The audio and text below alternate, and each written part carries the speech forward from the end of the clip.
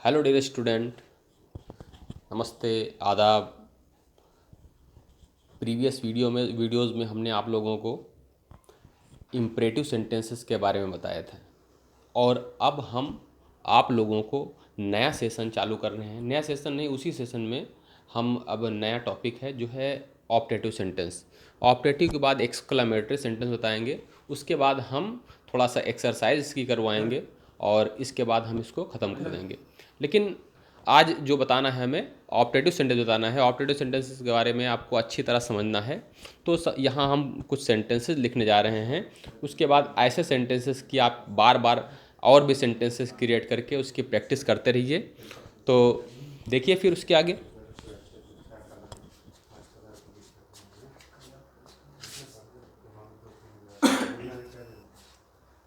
देखिए, optative sentence में कई तरीके के वाक्य होते हैं। एक तो होता है हम अगर किसी ईश्वर से किसी की भलाई के लिए कुछ कर रहे हैं तो उसको हम आशीर्वाद कहते हैं।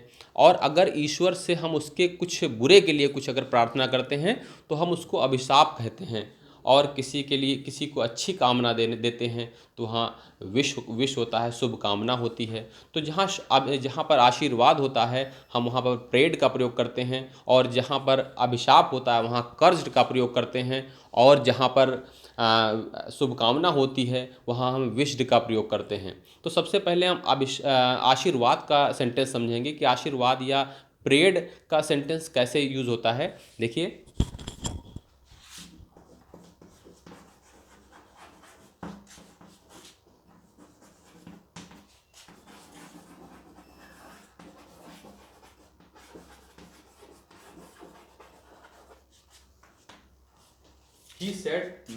he said to me may you live long। तो यहाँ पर may you live long का मतलब हम ईश्वर से आपकी लंबी उम्र के लिए प्रार्थना कर रहे हैं। तो यहाँ पर ये प्रेड हो गया, तो हम यहाँ लिखेंगे said to के स्थान पर प्रेड, ही प्रेड मी।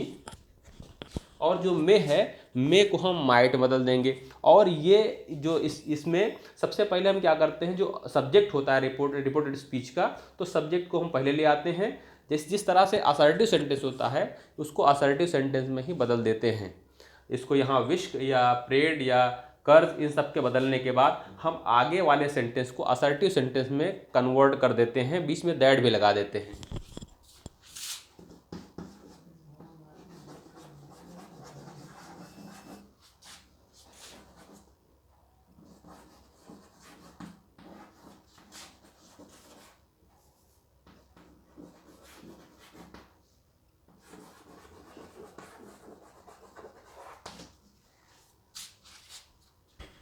कुछ अभिशाप के सेंटेंस, ये है आशीर्वाद के सेंटेंस। और कुछ अभिशाप के भी सेंटेंस होते हैं। अभिशाप में जब हम किसी के लिए कुछ बुरा कहें, जैसे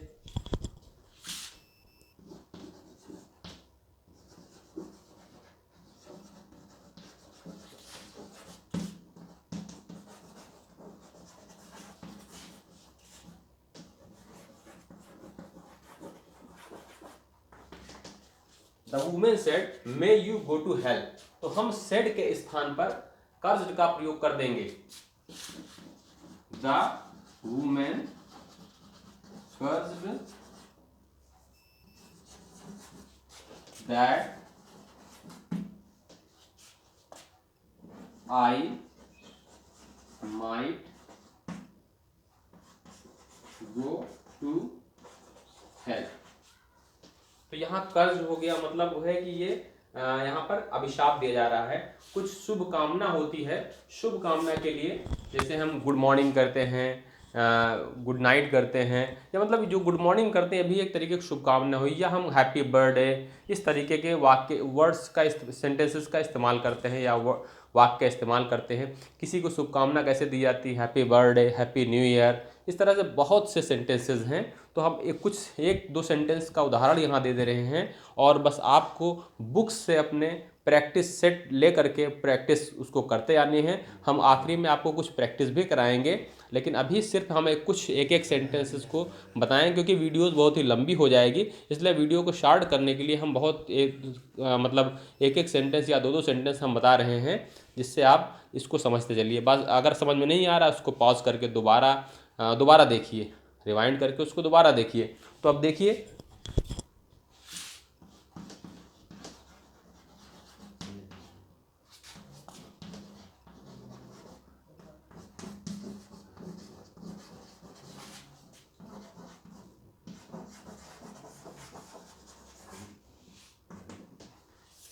ही said to me happy birthday, तो यहाँ सेड टू के स्थान में हम लिखेंगे he wished me happy birthday. तो जब विश होता है तो वहाँ हम क्या करते हैं, यहाँ पर कोई भी कंजक्शन का प्रयोग नहीं करते हैं, ही विश्ड मी, और यहाँ दैट का भी प्रयोग नहीं होगा, किसी भी कंजक्शन का प्रयोग नहीं होगा, सिर्फ डायरेक्ट हम सेंटेंस को वैसे ही लिख देंगे। और उसके बाद अगर गुड मॉर्निंग आ जाए तब भी यहाँ पर हम ही विश्ड मी गुड मॉर्निंग, अगर आ जाए हैप्पी न्यू ईयर, ही wished me happy new year. तो इस तरह से जो भी विश शुभकामने वाले सेंटेंस आ रहे हैं तो हम ऐसे ही करेंगे। और कुछ और भी सेंटेंस जैसे आ जाते हैं जहाँ पर मे से कुछ ऐसे सेंटेंस जो स्टार्ट नहीं हो रहे हैं। अब जो सेंटेंस मे से स्टार्ट ना हो तो हम वहाँ पर किस प्रकार से बनाते हैं, जैसे कोई आ जाता है audience said long live the prime minister, देखिए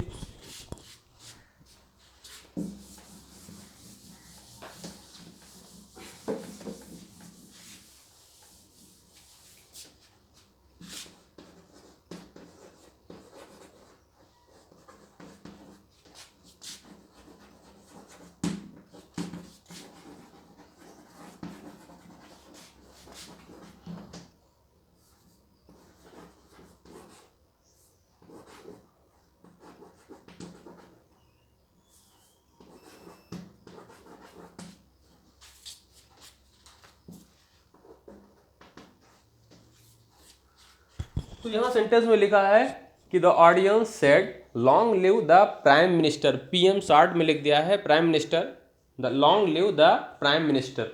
तो हमने यहाँ पर मे का प्रयोग नहीं किया है। जब सेंटेंस में मे का प्रयोग ना हो तो उस कंडीशन में हमें वहाँ पर मे मान लेना होगा। और हम कैसे माने कि ये ऑपरेटिव सेंटेंस है, हमें वाक्य के अंत में देखना होगा, मार्क ऑफ एक्सक्लामेशन वहाँ पर होगा, तो ये मालूम पड़ जाता है ये ऑपरेटिव सेंटेंस है। तो ऐसे सेंटेंस को हम मे सपोज करके ही बनाएंगे।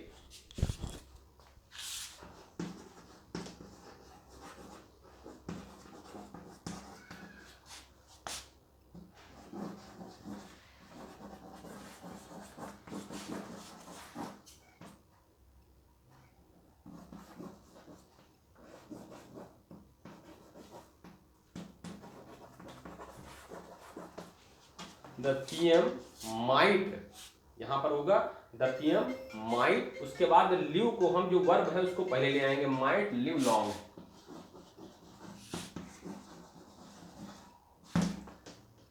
अब दूसरा सेंटेंस देखिए, वहां पर भी अगर जैसे आ जाए he said God save the president, अब देखिए यहाँ पर भी मैं नहीं लिखा हुआ है, he said God save the president.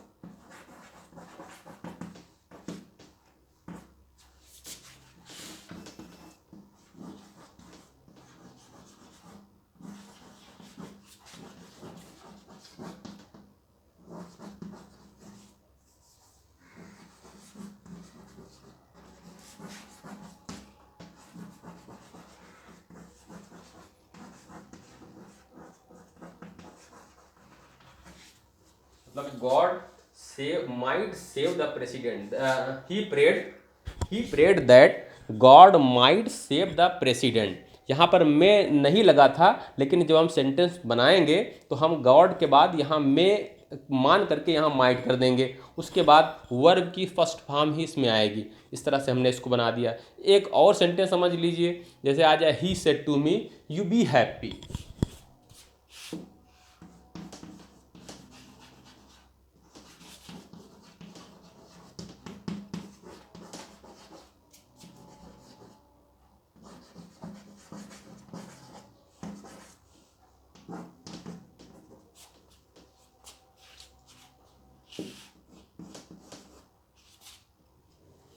अब यहाँ पर यू जो लिखा हुआ है यू बी हैप्पी मतलब खुश रहो। अब यहाँ पर मैं नहीं लगा हुआ है, तो जब मैं ना लगा हो तो इसमें भी वैसे ही हम मैं मान करके लिखेंगे। तो यहाँ पर खुश रहो मतलब हमें शुभ कामना दी जा रही है, तो शुभ कामना होने की दशा में हम यहाँ पर विश्ड का प्रयोग करेंगे।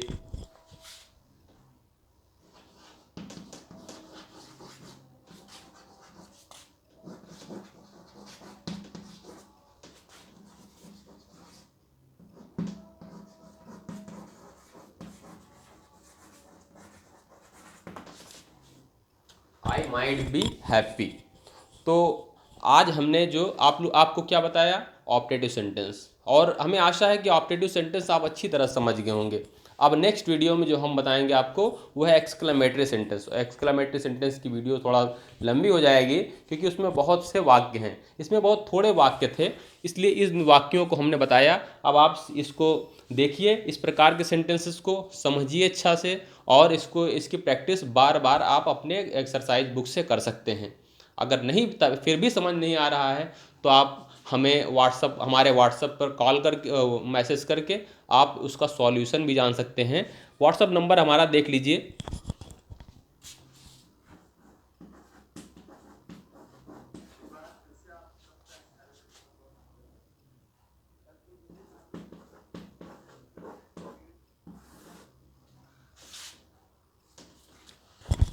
ये हमारा व्हाट्सएप नंबर है।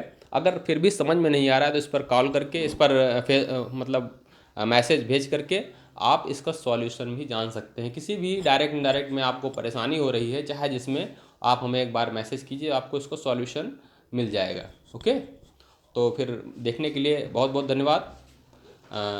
हम